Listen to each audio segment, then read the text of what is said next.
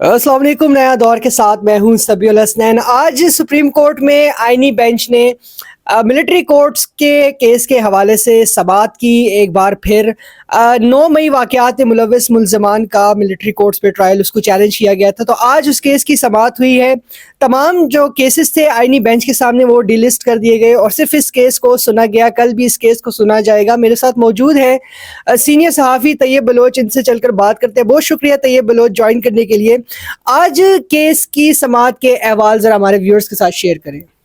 دیکھیں، آج جو ہے وہ کانسٹیٹیوشنل بینچ نے جو ہے وہ سماعت کی اور وزارت دفاع کے جو وکیل ہیں خواجہ حارث، وہ آج آرمی ایکٹ سے متعلق عدالت کو آگاہ کرتے رہے، اور ان کا مین جو مدعا تھا وہ یہ تھا کہ اگر جو ہے وہ فوجی جو فرائض ہوتے ہیں اس میں کوئی بھی مداخلت کرے یا ان فرائض میں رکاوٹ ڈالے تو ان کا بھی ٹرائل جو ہے وہ ملٹری ٹرائل ہو سکتا ہے، یا ان پہ آرمی ایکٹ کا اطلاق جو ہے وہ ہوتا ہے۔ یہ ان کا مین جو آپ کرکس کہیں، مین کرکس یہی تھا۔ اور پھر دوسرا اس نے کہا کہ جو مین مرکزی کیس تھا جو اعجاز الاحسن صاحب والا بینچ جس نے سماعت کی تھی، اور انہوں نے کہا کہ اس نے جن آرمی ایکٹ کی شکوں کو اڑا دیا تھا وہ شکیں جو ہیں وہ مطلب آئین کو، اس نے کہا آئین میں کو ری رائٹ کرنے کے مترادف آپ کہہ سکتے ہیں، یا آئین کو ریڈ ان کرنا، جو ان کا ایگزیکٹ ورڈ تھا کہ ریڈ ان کرنے کی جو ہے وہ اٹیمپٹ تھی۔ تو انہوں نے کہا کہ شکوں کو بھی نہیں اڑایا جا سکتا، اور مین چیز یہ ہے کہ آرمی کے جو میٹرز ہیں یا آرمڈ فورسز کے جو معاملات ہیں اس میں اگر سویلین ہے یا کوئی بھی تو وہ بھی مداخلت کرے تو اس پہ آرمی ایکٹ کا اطلاق ہوتا ہے۔ اور دوسرا اس نے یہ کہا کہ سویلین کی تو کوئی آئین میں وہ نہیں ہے، تعریف نہیں ہے کہ سویلین کوئی ایسا وہ ورڈ نہیں ہے۔ تو اس نے کہا کہ آرمڈ فورسز کی بھی جیسے عام شہری ہیں تو آرمڈ فورسز کے لوگ بھی وہی پاکستان کے عام شہری ہے نا، ان کے اوپر ایک ہی چیزوں کا جیسا اطلاق ہوتا ہے۔ پھر انہوں نے کہا کہ جب قانون بن جاتا ہے تو قانون کا اطلاق سب پہ ہوتا ہے، اس میں چاہے وہ آرمڈ پرسن ہیں یا چاہے وہ سویلین ہے۔ تو یہ ان کا مین مدعا تھا جو آج انہوں نے عدالت کو قائل کرنے کی کوشش کی۔ لیکن بینچ کے میں جسٹس جمال خان مندوخیل جو ہے وہ بار بار ان کا یہ کہتے رہے کہ ایکسکلوزیولی ان کے ورڈ سے کہ آرمی ایکٹ جو ہے وہ ایکسکلوزیولی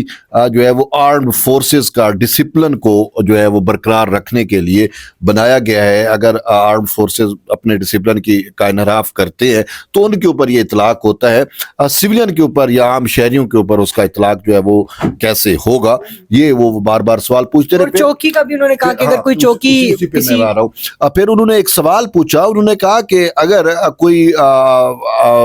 آرمی کی چوکی ہے یا چیک پوسٹ ہے اور کوئی شہری وہاں سے جو ہے گزرتا ہے یا گزرنا چاہتا ہے اور وہاں پہ ممنوع ہے یا جو بھی چیز ہے اس کو، یا وہ کہتا ہے میں نے چوکی کے اندر جانا ہے، اس کو روکا جاتا ہے تو وہ جو شخص اس کو روک رہا ہے، بار بار روکتا ہے اور وہ نہیں مانتا، تو پھر اس شخص کا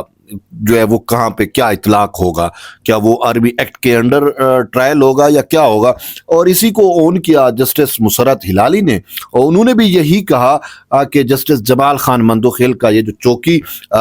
میں جانے کا سوال ہے یہ بڑا امپورٹنٹ ہے، اس کا جواب دیں۔ اس سے پہلے کہ وزارت دفاع کے وکیل اس کا جواب دیتے، لیکن اپنے جو جسٹس محمد علی مظہر صاحب ہیں انہوں نے جو ہے وہ ایک بک منگوائی، اور پھر اس کو پڑھتے ہوئے انہوں نے کہا کہ دیکھیں اس کے اندر واضح طور کے اوپر لکھا ہوا ہے کہ کون سے جرم پہ آرمی ایکٹ کی کون سی شک کا اطلاق ہوتا ہے اور کون سے جرائم ہیں جن پہ کون سی شکوں کا اطلاق ہوتا ہے، وہ آرمی ایکٹ کے اندر دی گئی ہیں۔ تو یہ انہوں نے اس کا واضح طور پہ یہ جواب دیا۔ پھر اس کے بعد جو ہے وہ جسٹس جمال خان کا یہ کہنا کہ اس کیس کے اندر اپیل کنندہ کون ہے، تو بتلایا گیا کہ وزارت دفاع اپیل کنندہ ہے۔ تو انہوں نے کہا کہ وزارت دفاع جو ہے وہ ایگزیکٹو ادارہ ہے کیا؟ پھر انہوں نے کہا کہ وزارت دفاع اپنے طور پہ کیسے یہ ڈیسیژن کر سکتا ہے یا کر سکتی ہے، فیصلہ کر سکتی ہے کہ سویلین کا جو ہے وہ ملٹری ٹرائل ہو سکتا ہے۔ تو پھر انہوں نے کہا کہ یہاں پہ اس کانسٹیٹیوشنل بینچ کے سامنے یہی بنیادی سوال ہے کہ کیا وزارت یعنی کہ دفاع جو ہے وہ ایگزیکٹو ادارہ ہے یا کیا وہ اپنے طور پہ سویلین کے ملٹری ٹرائل کا جو ہے وہ فیصلہ کر سکتا ہے. اس پر انہوں نے کہا کہ جو کانسٹیٹیوشن ہے، کانسٹیٹیوشن میں اختیارات کی تقسیم جو ہے وہ واضح ہے. جوڈیشری نے فیصلہ کرنا ہے تو جو جوڈیشل میٹر ہے اس کا جوڈیشری نے فیصلہ کرنا ہوتا ہے. انتظامیہ ان معاملات کا کیسے فیصلہ کر سکتی ہے؟ تو اس پر وزارت دفاع کے وکیل خواجہ حارث نے کہا کہ جہاں پہ فورم موجود نہ ہو تو پھر اس کا جو ہے وہ فیصلہ کیا جاتا ہے کہ کون سا فورم ہوگا. تو اس پر جمال خان صاحب نے کہا کہ یہاں پہ تو آلریڈی فورم موجود ہے، یعنی انسداد دہشت گردی کی عدالتیں موجود ہیں. اگر سویلین نے کوئی کرائم کیا ہے، کوئی جرم کیا ہے تو ان کو انڈر جو ہے وہ انسداد دہشت گردی عدالتوں میں ان کا ٹرائل کیا جا سکتا ہے. تو بہرحال یہ سماعت جو ہے وہ کل بھی جاری رہے گی، لیکن جب سماعت کنکلیوڈ ہو رہی تھی تو حفیظ اللہ نیازی صاحب جو ہے حسان نیازی کے حفیظ اللہ نیازی پہ بعد میں آتے ہیں. گزشتہ روز سابق چیف جسٹس جواد خواجہ جو کہ درخواست گزار بھی ہیں اس کیس میں، اور ان پر ایک دفعہ جرمانہ بھی عائد ہو چکا ہے اسی آئینی بینچ کی جانب سے. کل جو انہوں نے درخواست جمع کرائی تھی، آج اس پر عدالت نے کیا کہا؟ اس پہ تو کوئی خاص کوئی وہ نہیں ہوا، کیونکہ ہم تو یہ سمجھ رہے تھے کہ شاید جواد خواجہ صاحب ان پرسن آئیں گے یا ذاتی طور پہ وہ پیش ہوں گے، کیونکہ یہ بتلایا گیا تھا ہمیں کہ سابق چیف جسٹس پاکستان جواد خواجہ صاحب جو ہیں وہ خود سوچ رہے ہیں کہ وہ پیش ہوں. لیکن انہوں نے جو اپلیکیشن دائر کی، اس اپلیکیشن میں انہوں نے جو ہے وہ اپنے آپ کو بھی کلیئر کرنے کی کوشش کی کہ انہوں نے کہا کہ یہ کانسٹیٹیوشنل بینچ کیسے کہہ سکتا ہے کہ میری جو اپلیکیشن ہے وہ عدالتی وقت کا ضیاع یا جھوٹ یا فیک اپلیکیشن ہے. تو انہوں نے کہا کہ پھر میرے اوپر جرمانہ بھی لگا دیا گیا. تو انہوں نے کہا میں تو کانسٹیٹیوشن آف پاکستان، میں تو چیف جسٹس بھی رہا ہوں، میں ایسے عہدے پہ رہا ہوں، مجھے ان ساری چیزوں کا ادراک ہے. تو میرے اوپر جرمانہ لگانا اور میرے اوپر یہ ایلیگیشن لگانا کہ میں نے جو ہے وہ ایک جھوٹی اپلیکیشن یا فیک اپلیکیشن، فیبلیس ٹائپ اپلیکیشن جو ہے وہ میں نے دائر کی ہے. تو ان کا یہ اصل میں دیکھیں وہ صاف ظاہر ہے ان کی ذات کے اوپر ایک حرف آ گیا. دیکھیں ہم اگر ان کو کہ وہ سابق چیف جسٹس تھے، ان کی ذات پہ ایسا حرف آیا جو کانسٹیٹیوشن بینچ کا فیصلہ تھا، تو وہ اس سے ان سے کانسٹیٹیوشن بینچ کا فیصلہ ان سے صاف ظاہر ہضم نہیں ہو سکتا. تو وہ اس کو کلیریفائی کرنے کے لیے ذات پہ حرف تو دیکھیں سپریم کورٹ نے اپنے سابق، میں بار بار یہی بات کرتا ہوں کہ اپنے سابق چیف جسٹس کو بھی جرمانہ کر یہ باور کرایا ہے کہ اب سپریم کورٹ آئین اور قانون کے مطابق ہی چلے گی. حفیظ اللہ نیازی نے آج عدالت کو کیا بتایا؟ حفیظ اللہ نیازی نے عدالت کا پہلے تو اس نے کہا کہ عدالت کا ایک قسم کا شکریہ ادا کیا، وہ ملٹری کورٹ سے جو فیصلے سنائے. ہاں انہوں نے کہا کہ عدالت نے ہمارے ساتھ بڑی شفقت کی ہے. صحیح. اب اس پہ ایک سوال پیدا ہوتا ہے، وہ جو بانی چیئرمین، بانی تو میں نہیں کہوں گا، بس ملزم ہے بیسیکلی تحریک انصاف کے. بانی تو ہے نا، بانی ہے، لیکن بانی کے ساتھ ہم ملزم کیا نہیں کہہ سکتے؟ کہہ سکتے ہیں، بالکل ملزم ہے. ملزم ہے، چلو جب سزا ہوگی تو ہم مجرم بنے گا. ہم تو لکھتے رہے ہیں کہ فلاں ملزم، فلاں ملزم نواز شریف، ملزم زرداری، ملزم آصف زرداری، ملزم فلاں، ملزم فلاں. تو یہ کوئی دھلا ہوا ہے، اس کو ہم ملزم نہیں کہہ سکتے. ہر جگہ پہ بانی چیئرمین، بانی چیئرمین نہیں بھائی، ملزم عمران خان یہ کہتے ہوئے کیا آتا ہے؟ ملزم عمران خان ہے. 190 ملین پاؤنڈ میں اگلی تاریخ جو آئی ہے فیصلہ سنانے کی، اس پہ کہا جا رہا ہے کہ فیصلہ سنا دیا جائے گا، مزید تاخیر نہیں ہوگی. تو ہو سکتا ہے ملزم کے بعد مجرم بھی ہو جائے، بہرحال بھی بن جائے. تو بات یہ ہے کہ ملزم عمران خان نے جو ہے نا وہ ایک سٹیٹمنٹ دی، یا اس کے ٹویٹر اکاؤنٹ سے ایک سٹیٹمنٹ چلی کانسٹیٹیوشنل بینچ سے متعلق. اس نے کہا کہ ججز نے جو ہے وہ فوجی عدالتوں کو سزائیں سنانے کا حکم دے کر جو ہے کانسٹیٹیوشنل بینچ نے منہ کالا کیا ہے. انفارچونیٹلی ایک ایسے شخص کو جو خود ہی ملزم ہے، خود ہی جیل میں پڑا ہوا ہے، وہ ایسے الفاظ استعمال کرے، یا تو پھر ان کو عمران خان کو یہ تو معلومات مل رہی ہے کہ اگر تو ٹرمپ عمران خان کے حق میں آتا ہے تو پاکستان کی کیا کنٹینجنسی پلان ہوگا،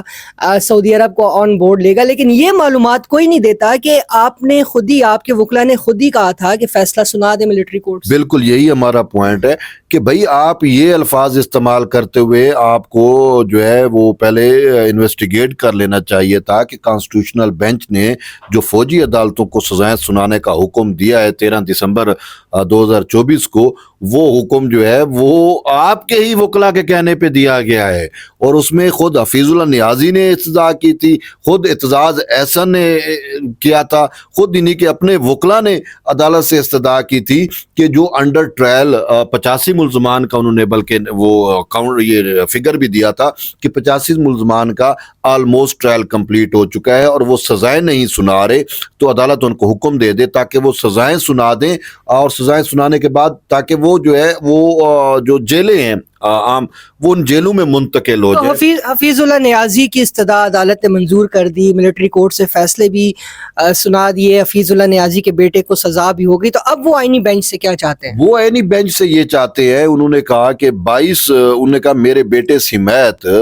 22 جو مجرمان ہیں ان کو لاہور میں جیل میں منتقل کیا گیا ہے، آلموسٹ غالباً کوٹ لکھپت جیل میں، ہر انہوں نے نام نہیں لیا تو میری وہ ہے کہ کوٹ لکھپت جیل میں ان کو منتقل ہوا ہے، کیا گیا ہے۔ وہ یہ کہہ رہے ہیں ان کے ساتھ عام قیدیوں جیسا سلوک نہیں کیا جا رہا، ان کو پھر اسی طریقے سے حساس اور ایک اس میں حصار میں رکھا گیا ہے، اور ملاقاتیں اور یہ چیزیں کیوں عام قیدیوں سے ملاقاتیں ہو سکتی ہیں، یعنی کہنے کا مطلب یہ ہے کہ جیل مینول کے مطابق ان کو ٹریٹمنٹ نہیں مل رہا، جیل مینول کے مطابق ان کو ٹریٹمنٹ نہیں مل رہا، اور اس کے اوپر جو ہے وہ جسٹس محمد علی مظہر نے کہا کہ وہ تو انڈر ٹرائل اب نہیں ہے، ان کو تو سزائیں سنا دی گئی ہیں، تو جب سزائیں سنا دی جاتی ہیں اور وہ عام جیل میں منتقل ہو جاتے ہیں تو پھر ان پر جیل مینول کا تو اطلاق ہوتا ہے نا، تو پھر اس پہ عدالت نے جو ہے وہ پنجاب حکومت سے کل کے لیے رپورٹ طلب کی ہے کہ ان 22 مجرمان کو کس طریقے سے ٹریٹ کیا جا رہا ہے۔ اب یہ کل رپورٹ آئے گی، بڑی امپورٹنٹ رپورٹ ہوگی، اور دوسرا اس میں انہوں نے ایک مدعا یہ بھی اختیار کیا کہ یہ جو مجرمان ہیں ان کو جو سزائیں 2 سے 10 سال تک کے لیے سزائیں تو سنا دی گئیں، لیکن ان سزاؤں میں ریزنز یا آپ اسے کیا کہہ سکتے ہیں وجوہات، تفصیلی وجوہات جو ہیں وہ نہیں دی گئیں یا ہمیں نہیں ملی، تو اس پر پھر جسٹس مسرت نے کہا کہ ان کو ریزنز تو دینی چاہیے، لیکن پھر جسٹس محمد علی مظہر نے کہا کہ نیازی صاحب جب آپ کی باری آئے گی اس وقت آپ اپنے یہ آرگیومنٹس یا یہ دلائل عدالت کے سامنے رکھنا، جو بھی آپ کا پوائنٹ آف ویو ہے ہم آپ کو سنیں گے، تو ابھی آپ کی باری نہیں ہے، تو اس وجہ سے بہتر نہیں ہے کہ آپ سارا ہی اپنا مدعا جو ہے وہ ایک اس میں بیان کر دیں، اپنی باری کا ویٹ کریں۔ تو یہ کہا گیا، پھر سماعت جو ہے یوں کل تک کے لیے ملتوی ہوئی، اور اب دیکھتے ہیں کہ چونکہ آج جو کیسز تھے وہ بھی انہوں نے جو ہے ڈیلسٹ کیے تھے، کل بھی جو کیسز لگے ہوئے ہیں کانسٹیٹیوشنل بینچ میں ماس یو ایس ملٹری کورٹ کے، باقی سارے کیسز انہوں نے وہ کیے، لیکن محمد علی مظہر کا ایک بڑا اہم ریمارکس ہے،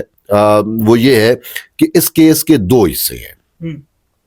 ایک حصہ تو یہ ہے کہ جو آرمی ایکٹ کی شکوں کو اڑایا گیا، اور دوسرا حصہ یہ ہے کہ کیا سویلین کا ٹرائل ہو سکتا ہے یا نہیں ہو سکتا۔ اب وزارت دفاع کے وکیل کو بھی کہا ہے کہ آپ اپنے دلائل جلد جو ہے وہ کمپلیٹ کریں تاکہ ہم دیگر فریقین کو سن کے کوئی فیصلے کی طرف جا سکیں۔ بہت شکریہ طیب بلوچ اتنی تفصیل سے ہمارے ویورز کے ساتھ جو ہے تو ان کو انفارمیشن دینے کے لیے۔ تو ناظرین 2 حصے ہیں اس کیس کے، ایک تو معاملہ ہے اختیار سماعت کا کہ ملٹری کورٹ کو سویلینز کا اختیار سماعت ہے، یعنی ان کے خلاف کیسز کا، اور اگر تو عدالت آئینی بینچ یہ قرار دیتا ہے کہ سویلینز کا ٹرائل جو ہے وہ تو ہو سکتا ہے ملٹری کورٹس میں، آرمی ایکٹ کی شکوں کو بحال کیا جاتا ہے، تو تب تو معاملہ ٹھیک ہے، لیکن اگر آئینی بینچ یہ قرار دیتا ہے کہ سویلینز کا ٹرائل جو ہے وہ نہیں ہو سکتا، تو پھر بھی تحریک انصاف کے لیے مسئلہ ہوگا، کیونکہ پھر جو ملزمان ہیں 9